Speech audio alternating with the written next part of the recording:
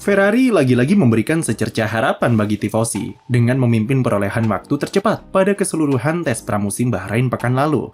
Sebelum ini Ferrari juga memimpin catatan waktu tercepat pada tes sebelumnya di Catalunya, yang semakin memberikan indikasi kuat jika tim kuda jingkra ini menatap musim 2026 dengan meyakinkan. Dengan berakhirnya rangkaian tes pramusim, setidaknya sudah ada beberapa gambaran soal seperti apa peta persaingan yang akan terjadi pada fase awal regulasi baru.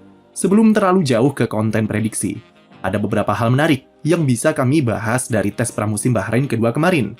Salah satunya adalah, benarkah Ferrari menjadi tim favorit untuk musim 2026?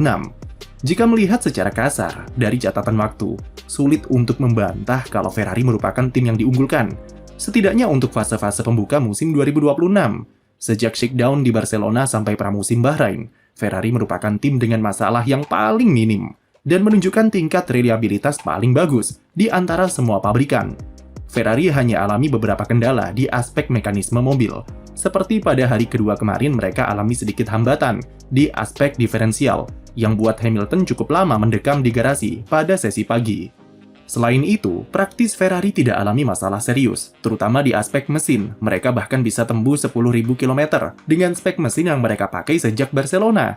Dibandingkan dengan Mercedes yang kabarnya sudah memakai 3 spek mesin berbeda selama tes, Ferrari baru sekali saja ganti spek mesin, dan itu dilakukan pada pramusim Bahrain kedua kemarin. SF26 juga punya karakteristik dengan impresi positif selama pramusim. Tidak ada gejala-gejala kalau mobilnya tidak stabil dan handlingnya termasuk responsif, namun terlihat jika baik Leclerc ataupun Hamilton sama-sama bisa menebak perilaku mobilnya saat di-push. Ferrari juga jadi tim yang penuh inovasi selama pramusim, terutama di area belakang mobilnya. Kami sudah membahas trik winglet knalpot diffuser, yang fungsi utamanya adalah memperkuat downforce lewat ekstensi yang tersambung ke dinding diffuser bawah, dan memanfaatkan gas buang knalpot. Sehari setelahnya, Ferrari kembali keluarkan inovasi baru yang tak kalah membuat heboh, yaitu aeroactive flap sayap belakang yang bisa backflip atau memutar saat terbuka. Aktuatornya memakai semacam poros yang ditanam di bagian ujung end plate untuk memutar flapnya ke belakang. Cara ini sebenarnya punya kekurangan besar. Dengan proses putaran flapnya bisa menimbulkan drag spike dan menghambat laju mobil saat akselerasi sampai 0,2 detik. Tetapi keuntungannya adalah flap bagian atasnya jadi terbalik dan berubah jadi menyerupai sayap pesawat.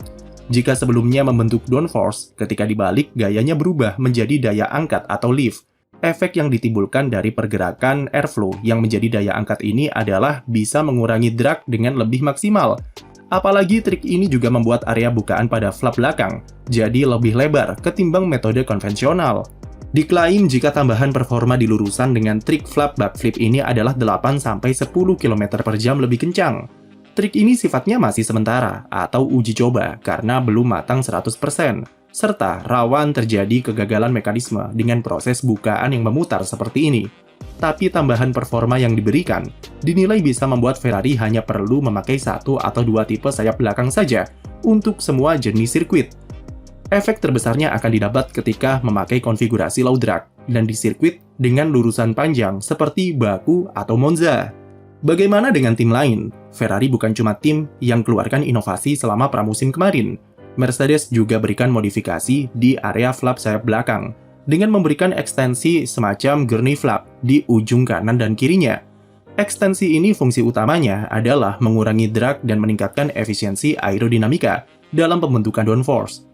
Gurney flap akan mencegah terjadinya pemisahan atau separasi airflow yang timbul karena perbedaan tekanan antara permukaan atas dan permukaan bawah flap. Ekstensi ini mencegah pembentukan vortex terjadi dan bisa mengurangi drag ketika aeroaktifnya dibuka, serta menambah downforce saat ditutup. Red Bull juga mengeluarkan inovasi tersembunyi, yaitu dengan memodifikasi sasis bagian dalam dekat kokpit yang dijadikan inlet airflow ke area underfloor. Red Bull mengecoh pergerakan angin yang seharusnya diarahkan dengan floor fences, tapi mereka arahkan sepenuhnya ke bagian dalam. Hasilnya adalah airflow yang mengarah ke underfloor lebih bersih, lebih cepat dengan membentuk efek Venturi, dan efeknya adalah downforce yang dihasilkan lebih besar ketika diarahkan ke diffuser. McLaren sejauh ini masih cukup adem ayem dengan MCL40 dan tidak menonjolkan sesuatu yang istimewa dari mobilnya. Secara performa sebenarnya mereka tidak bisa dibilang buruk, dan setidaknya punya potensi untuk tetap bersaing di papan atas. Tetapi masih sama seperti bahasan kami pekan lalu, McLaren belum menunjukkan jika mereka akan tampil menggebrak dan dominan selayaknya 2025. Ada kabar menyebut jika McLaren tak memakai spek terbaru dari mesin Mercedes, dan mereka akan mendapatkan spek anyar pada GP Australia nanti. Apakah itu adalah pertandasan bagging? Mungkin saja iya. Andrea Stella sendiri memilih tetap merendah dan realistis dengan kondisi timnya sekarang, dengan berkata bahwa Ferrari dan Mercedes merupakan tim favorit setelah pramusim. Sementara McLaren ia katakan setara dengan Red Bull, yang artinya akan saling berebut untuk posisi tim ketiga tercepat. Red Bull sendiri masih belum berani berekspektasi apa-apa, dan jika melihat hasil pramusim kemarin, sepertinya memang benar mereka bukanlah favorit untuk fase-fase awal musim 2026. Tapi sebagai pabrikan, mengingat ini adalah musim perdana mereka pakai mesin sendiri, RBPT Ford harus diakui sangatlah impresif dengan reliabilitas yang ditunjukkan. Walaupun Red Bull alami beberapa masalah yang entah kenapa selalu menimpa Isaac Hadjar, tapi mereka bisa kumpulkan total 1.400 lap selama 2 pekan di Bahrain. Adalah capaian yang bagus. Untuk papan tengah, sepertinya akan terdapat kesenjangan yang cukup besar dengan tim papan atas. Potensi gap yang terbentuk antara tim terbaik di papan tengah dengan papan atas adalah sekitar lebih dari 1 detik.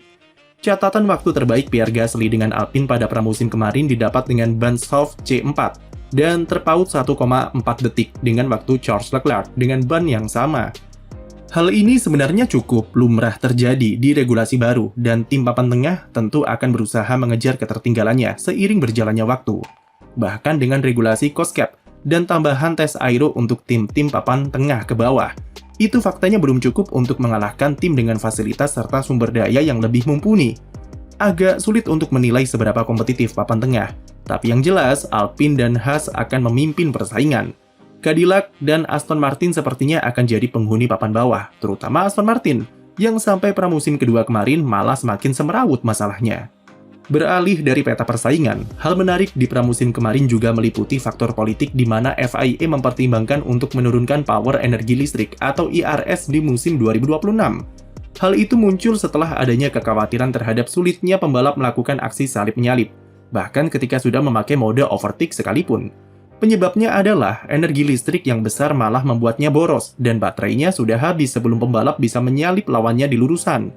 Fenomena baterai habis atau tenaganya menurun di tengah lurusan ini disebut dengan clipping. Ada juga istilah super clip, yaitu ketika power baterai mulai menurun pada 250 kW dan masuk ke mode recharging. Super clip bisa dilihat jika lampu belakang di mobil pembalap mulai berkedip kelap-kelip seperti sein bis malam. Super clip inilah yang jadi penghambat utama kenapa pembalap sulit melakukan overtake karena baterainya boros dan cepat mengalami penurunan performa. F1 dan FIA membuka peluang untuk menurunkan power energi listrik ketika balapan. Dari yang semula maksimalnya adalah 350 kW, mungkin akan dikurangi sampai 250 atau bahkan 200 kW agar tidak terlalu boros. Masalahnya adalah, jika power listriknya diturunkan, apa gunanya membuat regulasi 2026 dengan baterai sebesar ini, jika ujungnya hanya akan dikurangi saat balapan? Solusi alternatif diberikan oleh McLaren, yaitu menambah kapasitas daya yang diperbolehkan saat recharging atau ketika fase super clip.